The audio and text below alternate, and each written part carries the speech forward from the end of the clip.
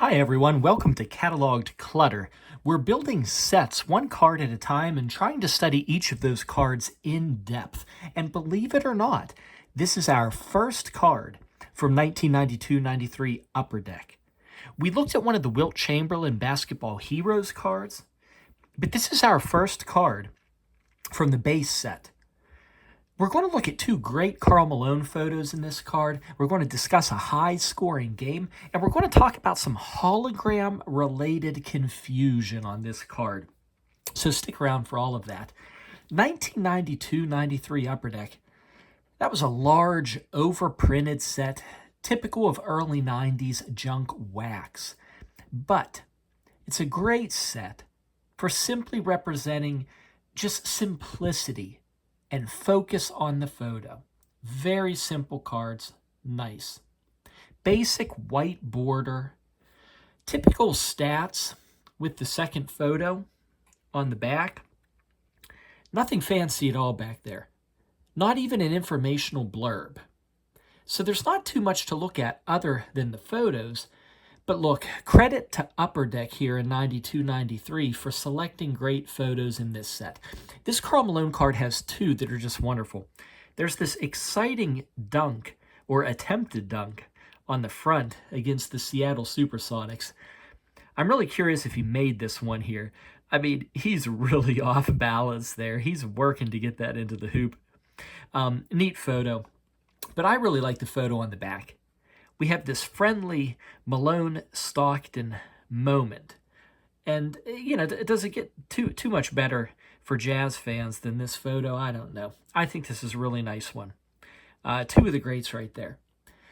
Although the back of this card is pretty bare, I do want to point out something in the stats. It's right here. This 61-point season high from 89-90. I mean, that's a big number. Great game. But what you need to know there, that was actually the most points scored by a Jazz player since they moved from New Orleans to Utah.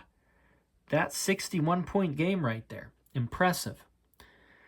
Okay, so as simple as things are here in 92-93 Upper Deck, the set isn't so simple to collect, and it's all due to this little hologram on the back. This thing's causing some problems here in 92-93 Upper Deck. Let me explain. Now, here's what you need to know. Follow this. Follow this.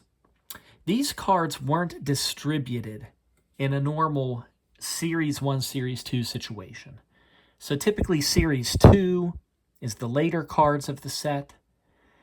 Instead, you had what was called a low series and a high series.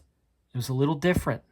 The low series, that came out at the same time as Series 1 would, but the low series was just cards number 1 to 310. 1 to 310. But the high series, that came out in 93, when the second series would. The high series, it's not just the new cards. It's not just the later cards in the set. The high series started from the same number 1, but went to 510. You follow that? Low series, cards 1 to 310. High series, cards 1 to 510. So all those cards in the low series continued to be printed. The problem is they switched the hologram style. This is a low series card. They were using what we call the 1992 hologram design. See, it's just your typical Upper Deck diamond.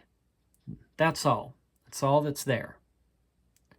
Well, in the high series, what you would have seen, you would have the Upper Deck diamond, but you'd also have text overlaying it that says Upper Deck, Upper Deck, Upper Deck. That's the 1993 design. So there's actually two variations of this card if you're focusing hard on that hologram right there. So the variations, honestly, they add another dimension to what seems like a simple but large set. You know, if you're trying to be completist about your favorite player, well, you better look at those holograms. There's probably going to be more than one. Well, that's enough of that. First card from 1992-93 Upper Deck. If you enjoyed it, subscribe and collect with us. Like I said at the beginning, we're just building sets one card at a time, but no matter how common the card, we're really trying to look at them in depth. And thanks for watching. Bye-bye.